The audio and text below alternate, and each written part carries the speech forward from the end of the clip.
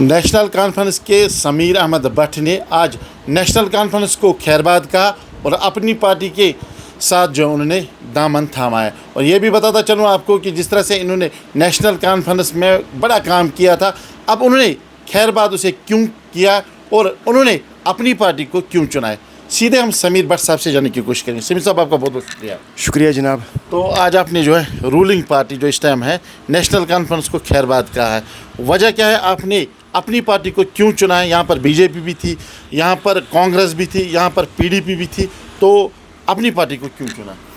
देखो जनाब, आपने रूलिंग पार्टी की बात की है तो रूलिंग में तो फिर सबसे बड़ी है तो एडमिनिस्ट्रेशन है, वो तो पावर में है। तो यहाँ पे तो डिफेंस चलाता है, फिर तो डिफेंस भी पावर में है। रूलिंग गवर्नमेंट होती है कि जो उनको लोग चुनते हैं।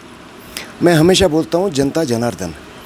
जनता जनार्दन इसलिए क्योंकि उस टाइम पे लोग चुन के उनको पावर देते हैं, मगर उस पावर का ये होता है कि वो एक फिक्स्ड नहीं होता है, वो एक लिमिटेड पीरियड होता है, इसलिए ताकि लोगों के मसाइल जो मसले मसाइल हैं वो हल हो जाएंगे। जब पावर में बैठ के MLA, representatives, ministers, chief minister लोगों के मसाइल हल नहीं करेंगे तो उधर बैठने का काम किस लिए? अब रही बात कि आपने वो छोड़ के आप अपनी पार्टी में क्यों आए। मैं पहले नेशनल कॉन्फ्रेंस एक आइडियोलॉजी बेस्ड पार्टी मानता था, एक पॉलिसी बेस्ड, एक वाजिया पॉलिसी थी। ऑटोनॉमी की बात करते थे, 370 की बात करते थे, 35A की बात करते थे। अब खैर 2019 में वो सारा कुछ चला गया।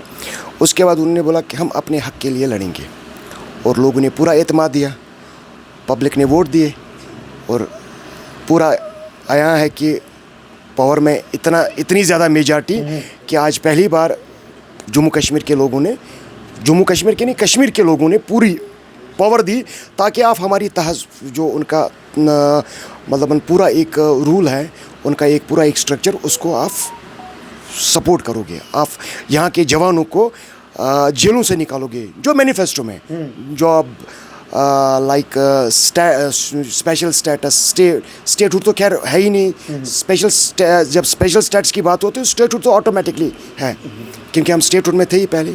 तो उस टाइम पे उन्होंने बोला नहीं जी हमारा ये मेन मुद्दा है। तो जब आप पॉलिसीज़ चेंज होती है, जब आप देखते हो कभी भी अगर कोई घर, जिस घर का एक डिज़ाइन होता है, उस घर का डिज़ाइन बेस उसी से बनती है और उसके बाद अगर आप उस बेस में उस डिज़ाइन चेंज करोगे तो वो घर वैसे नहीं दिखता है। कहाँ पर लगा आपको सर कि उन्होंने जो है पॉलिसी चेंज की, उन्होंने जो है लोगों का जो दर्द था वो दर्द उन्होंने जो है फेंक दिया? कहाँ पर लगा? मेरे से ज़्यादा आपको पता है, पिछले 2 साल से मैं तो सरकार है, तो अगर आप मुझे बताओ कि यहाँ के जम्मू कश्मीर के लोग, अब तो खैर चीफ मिनिस्टर जम्मू कश्मीर का होता है, ये जो रूलिंग पार्टी वो JNK की होती है, आप मुझे दिखाओ ना कि कहाँ पे लोगों को राहत मिल रही है, किसी भी साइड से राहत मिल रही है? अभी जो राहत मिल रही है वो सिर्फ इंडिविजुअल लोगों को राहत मिल रही है, पर्टिकुलर लोगों को राहत मिल रही है। गाड़ियाँ मिल रही है, सैलरियाँ मिल रही है, और जो मेरे साथी जो नेशनल कॉन्फ्रेंस में अभी भी काम कर रहे हैं, अगर आप उनसे भी पूछोगे वो अभी भी वही रोना रोते हैं क्योंकि एक पूरी तरह से उनकी जो पॉलिसी है, उनको पता है कि हमने हमारी पॉलिसी सिर्फ पर्टिकुलरली नेशनल कॉन्फ्रेंस को पावर में लाने की पॉलिसी है। उनकी पॉलिसी लोगों के लिए पॉलिसी नहीं है। अगर लोगों की पॉलिसी होती शायद आज इतनी पार्टियां नहीं होती हैं, शायद मैं आज बाहर नहीं होता। किस नज़र से आप देख रहे हो आज वो जंतर मंतर पे जो है धरना दर्ज करने गए, तो क्या? तो ये एक पॉलिटिकल स्ट्रेटजी आप समझ लो या पॉलिटिकल स्टंट्स मान लो। जंतर मंतर अपोजिशन के लिए होती है, जंतर मंतर उनके लिए होती है कि जो सरकार ना सुनी उनकी आवाज़, वहाँ पे जाके प्रोटेस्ट करते हैं। जैसे हमारे कश्मीर में अगर कोई प्रोटेस्ट करने जाता है तो प्रताप पार्क जाता है, तो आपने देखा आज तक कोई गवर्नमेंट कभी प्रोटेस्ट कर रही है प्रताप पार्क में? आपने देखा आज तक कभी हिंदुस्तान में या सेंटर में कभी रूलिंग पार्टी प्रोटेस्ट कर रही है? प्रोटेस्ट करना चाहिए अपोजिशन वालों को। जब रूलिंग पार्टी प्रोटेस्ट कर रही है तो दैट मीन्स कि लोगों ने वोट किस लिए दिए थे? लोगों ने वोट किस लिए दिए थे? जब लोगों का काम ही नहीं हो रहा है, लोगों की जो नुमाइंदगी करने वाले लोग जिनको उन्होंने वोट दिया था, जब वो प्रॉपरली नुमाइंदगी नहीं कर रहे हैं तो अपनी नाकामयाबी के लिए वो अब जंतर मंतर काम लेंगे। ये तो सरासर धोखाबाजी है, जम्मू कश्मीर के लोगों के साथ ये धोखाबाजी है। समीर साहब, ये भी जानना चाहता हूँ आपसे, जो आपको नेशनल कॉन्फ्रेंस ने नहीं दिया है बांडीपुरा की फलाह बहबूद के लिए, क्या आपको लग रहा है अपनी पार्टी देगी वो? नहीं, देखो अगर मुझे खुद के लिए चाहिए होता तो फिर शायद मैं नेशनल कॉन्फ्रेंस में ठीक था। मैंने कहा वेलफेयर ऑफ बांडीपुरा के लिए। मैं वही तो बता रहा हूँ, वेलफेयर ऑफ बांडीपुरा के लिए अगर मिलता तो मैं थोड़ी फिर वहाँ से बाहर आ जाता। मैंने जब नेशनल कॉन्फ्रेंस को हमेशा जम्मू कश्मीर तो चलो ठीक है, हर जगह पे आपने रिप्रेजेंटेटिव, हमारे बांडीपुरा में आप नज़र मार लो, जब से ये 2020 में जो लास्ट में जब यहाँ 2096 में जब लास्ट हमारा नेशनल उस टाइम पे नेशनल कॉन्फ्रेंस का एमएलए रह चुका है, उसके बाद आज तक आप मुझे बताओ कि यहाँ पे उन्होंने नेशनल कॉन्फ्रेंस की टीम को स्ट्रांग होने दिया। क्यों? क्योंकि इनको पता है कि यहाँ पे कुछ गिने चुने लोग हैं, जो इनको चाहिए वो इनके खीमे में हो या ना हो, वो अंदर पिछले दरवाज़ों से आते हैं और पिछले दरवाज़ों से ही बात करते हैं। तो जो हम जैसे लोग हैं, जो जवानों के लिए बात करते हैं, लोगों के लिए बात करते हैं, उनके लिए सामने वाला ये दरवाज़ा वो भी कभी कभी बंद होता है। बांडीपुरा के कॉन्स्टिट्यूंसी के लोगों को जो है बलि का बकरा क्यों बनाया जा रहा है? इशारा मेरा इस तरफ से है, अगर बांडीपुरा के नेशनल कॉन्फ्रेंस का कैडर कह रहा है कि मैं मजबूत हूँ, लेकिन वो दूसरे लोगों को जो सपोर्ट क्यों देते हैं? क्या ऐसा कोई नेशनल कॉन्फ्रेंस में बंदा नहीं था जो यहाँ पर इलेक्शन लड़ता? क्योंकि नाज साहब के बाद जो है ऐसा कोई चेहरा सामने नहीं आया जिसने बांडीपुरा के फलाह बहबूद के लिए काम करना शुरू किया है, या उसके साथ साथ उन्हें बलि का बकरा बार बार क्यों बनाया जा रहा है? बहुत बढ़िया क्वेश्चन आपने मुझे पूछा। सबसे इम्पोर्टेंट है कि बलि का बकरा उसी को बनाया जाता है जो शेर होता है, क्योंकि उनको लगता है कि अब हम अगर शेर को डराएंगे तो कैसे डराएंगे, तो उसको उसी के पहले पर काटते हैं। तो नेशनल कॉन्फ्रेंस बांडीपुरा में वैसे ही होता है। क्यों बांडीपुरा में ऐसे लोग नहीं हैं जहाँ यहाँ पे इलेक्शन में कंटेस्ट कर सकते थे? पार्टी का डिसीजन सिर्फ बांडीपुरा के लिए था, जहाँ पे उन्होंने फ्रेंडली मैच खेला, वहाँ पे कोई दिक्कत नहीं थी, यहाँ पे इनको सीट देनी थी, ये फाइनल था। आपको लग रहा है कि फिक्स मैच है? ये तो फिक्स मैच है, लोगों को यहाँ सबको आप पता चल रहा है, हमें तो उसी दिन पता चल गया था ये तो फिक्स मैच है, ये तो सारा कुछ सिस्टम फिक्स था। अगर ये मैं ज़्यादा नहीं बोलूँगा, जो हमारा एमएलए होता, अगर वो आज एलायंस का कैंडिडेट नहीं होता तो तब भी उन्होंने वो उस टाइम पे उसको अंदर लिया हुआ था, वो तो सारा कुछ सेटलमेंट हो गया था, नहीं अब जो इसको लड़ना है। बट हमने तब भी, मैं समीर इकबाल भट्ट उस टाइम पे भी खड़ा हुआ एलायंस के सपोर्ट में, और मैं वाहिद बंदा हूँ उस टाइम पे नेशनल कॉन्फ्रेंस में जो पार्टी का झंडा लेके एलायंस के साथ चला, और बाकी कहाँ गए थे वो उनसे पूछ सकते हो आप उनका क्वेश्चन, मेरे से नहीं। बांडीपुरा का नेशनल कॉन्फ्रेंस का कैडर बिल्कुल साथ साथ था, और हम साथ थे एलायंस के साथ, और फिर एलायंस का कैंडिडेट माने ना माने वो अलग बात है, तो वो तो लोग फैसला करेंगे, उनको पता है। अलायंस के कैंडिडेट से मैंने पूछा एक सवाल कि बांडीपुरा में नेशनल कॉन्फ्रेंस जिस तरह से आपके वोट दिए हैं, उसके साथ साथ आपने बांडीपुरा के फलाह बहबूद के लिए काम किया। उन्होंने कहा कि मेरा काम जो वो अयान है, क्या वो आपकी नज़र में अयान है? अगर आया होगा तो फिर तो सबको दिखेगा। मैंने चश्मा पहना हुआ है, दुनिया ने तो थोड़ी चश्मा पहना हुआ है, उनको तो दिख रही है। अगर आप बोल रहा है मेरा काम आया है, तो फिर उसको पार्टी ज्वाइन करने के लिए लास्ट मोमेंट में इलेक्शन से पहले एक दिन ज्वाइन करने की ज़रूरत ही नहीं थी। फिर तो जिस बंदे ने काम किया होगा वो तो आया खुद के अपने दम पे इलेक्शन लड़ लेता है। वो जो उसका खुद का भी मैनिफेस्टो है वो कहाँ चला गया? वो कहाँ चला गया? 4 बार पावर में आ चुके हैं, हाईवे स्टेटस के लिए आज पटाखे फूट रहे हैं। ये अभी तक बांडीपुरा इतना गया गुजरा है, अलीम अदब और आप नाम बोल के तो कुछ भी बोलते हो।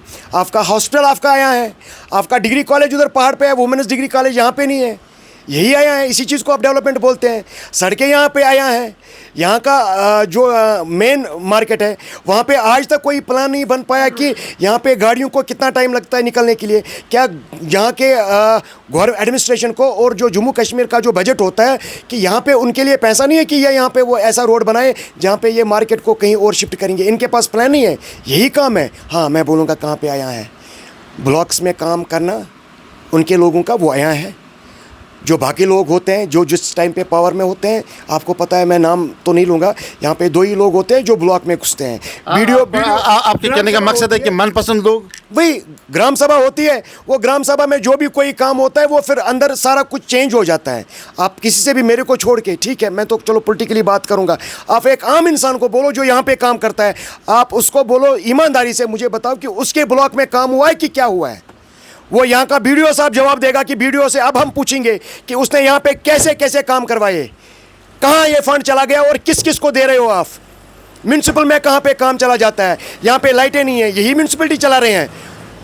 इसका मतलब यही होता है कि आया यही है, डेवलपमेंट आपको खुद दिख रही है, कौन सा आया है। आप लास्ट मेरा सवाल ये रहेगा, अपनी पार्टी उसने कोई कैंडिडेट ने इलेक्शन नहीं जीता है, लेकिन सैयद मोहम्मद अल्ताफ़ बुखारी, समीर भट्ट और आपकी जो डिस्ट्रिक्ट पे मिलकर जो है बांडीपुरा के फलाह बहबूद के लिए क्या करने जा रहे हैं?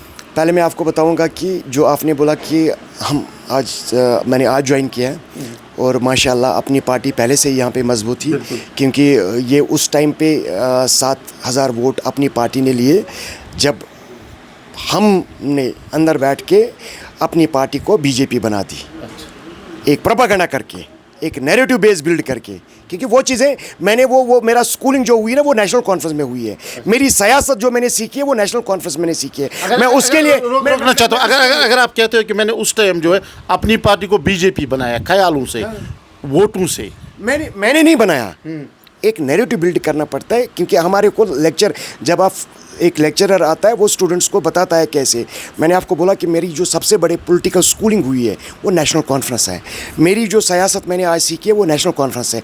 अगर आपने देखा भी होगा, मैं अभी भी उनका शुक्रिया अदा करता हूँ कि आपने मुझे इतनी अच्छी पॉलिटिक्स सिखाई है, क्योंकि जो आज की डेट में लोगों के साथ होता है, तो उसी लिए तो मैं अभी बाहर हूँ, मैं उसी चीज़ के लिए बाहर हूँ अभी। अब रही अपनी पार्टी की बात, अपनी पार्टी ने पिछले इलेक्शन में कोई भी सीट नहीं जीती है। ये आया है, लोगों ने उन पे एतमाद नहीं किया, नई पार्टी बनी थी, मगर उसने उस टाइम पे भी अल्ताफ़ साहब ने वही सच की बात बोली, हमने पहले स्टेटहुड के लिए लड़ना है। जो आज 2 साल के बाद लोग जंतर मंतर जा रहे हैं प्रोटेस्ट करने के लिए, ये 2020 में अल्ताफ़ साहब ने बोला था। अब सच की पॉलिटिक्स ये कर रहे हैं कि सच की पॉलिटिक्स वो कर रहे हैं, ये तो है। तो लिहाजा इंशाअल्लाह वो रहमान आइंदा क्या, आज से ही बांडीपोरा, पूरे डिस्ट्रिक्ट बांडीपोरा, इंशाल्लाह जम्मू एंड कश्मीर अपनी पार्टी का झंडा हर जगह पे लहराएगा। और मैं आपके माध्यम से जितने भी मेरे यार दोस्त हैं जिन्होंने मेरे साथ काम किया है, उनको पता है कि हमें कितना रोंदा गया है वहाँ पे। एक बस उनका काम लेना, कब तक हमें काम लेना है, उनसे काम लेने के बाद स्ट्रक्चर चेंज, और इंशाल्लाह उनको भी अकल आएगी। एक टाइम पे जाके वो देखेंगे वहाँ पे लिमिटेड लोगों के लिए जगह है, सबके लिए जगह नहीं है। वहाँ पे पावर उनको हाउस को किस किस को रखना है अपने साथ, वही आज उनको प्रोटेस्ट के लिए, जंतर मंतर के लिए लड़कों को चाहिए, वहाँ पे ले गए। और इंशाल्लाह जंतर मंतर से वापस आएंगे। जब तक रूलिंग पार्टी रूल करेगी तब तक वो भी चलते रहेंगे। इंशाल्लाह जब टाइम आएगा अपनी पार्टी अपना रंग दिखाएगी, अपनी पार्टी का अपने लोग हैं। बहुत शुक्रिया समीर भट्ट साहब। समीर भट्ट साहब ने जो है नेशनल कॉन्फ्रेंस को खैरबाद कहा, लेकिन आज नया नारा दिया है समीर भट्ट साहब ने कि अपनी पार्टी का झंडा पहले बांडीपुरा में जो है चढ़ेगा, बाद में जम्मू कश्मीर में। या उसके साथ साथ उन्होंने कहा कि मेरी स्कूलिंग जो हुई है वो नेशनल कॉन्फ्रेंस में हुई है, सियासत की स्कूलिंग जो हुई है वो नेशनल कॉन्फ्रेंस में हुई है। लेकिन आज उसी स्कूलिंग को जो है समीर साहब ने खैरबाद कहा है। अगला जो इन्होंने कहा है कि झंडा हमारा लहरा जाएगा, वो आने वाला समय बताएगा। आने वाले लोग क्या वो अपनी पार्टी का पलड़ा बांडीपुरा में बारी करेंगे या नेशनल कॉन्फ्रेंस का पलड़ा बारी रहेगा, आने वाला वक्त ही बताएगा। मुझे मेरी टीम को दीजिए इजाज़त। खुदा हाफ़िज़।